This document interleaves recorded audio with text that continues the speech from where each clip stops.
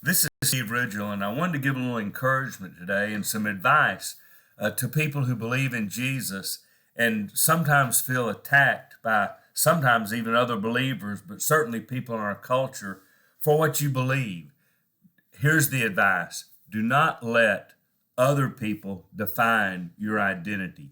And here's what I mean: you will find people that say, if you don't vote a certain way, if you don't act a certain way, if you don't talk a certain way, if you don't do certain things, or if you do certain things, that makes you a racist, or that means you don't love children, or that means you don't care about people.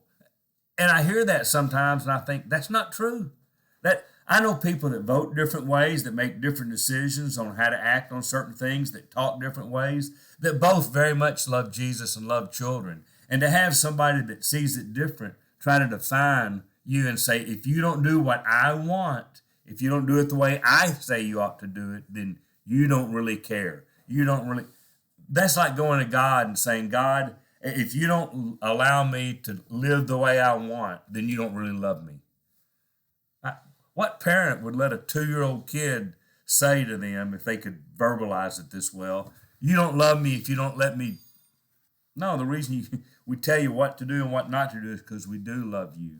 People want to define, if you don't, it's especially bad in politics. If you don't vote the way I think you ought to vote, and if you don't believe the way I think you ought to believe about, if you don't support certain things, or if you do support certain things, then absolutely you are. And then I even see people post things like this: if you do this, do this, do this, do this, or don't do this, then you don't really love Jesus. I don't want to hear about your Jesus if you don't.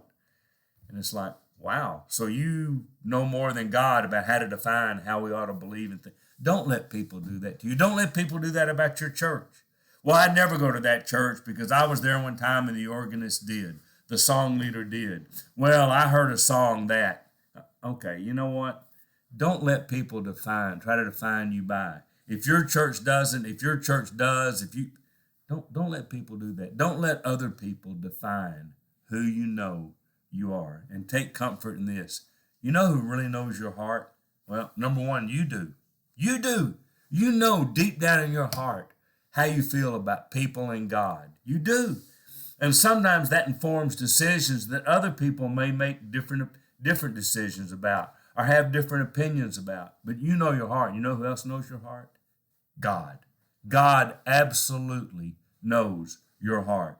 And don't let somebody on Facebook or somebody in a casual conversation or somebody you read on social media define for you who you are. That's not. They can't do that, and they can be wrong. And most of the time, they are wrong. So you do what you believe God has called you to do. You try to do what God has asked you to do.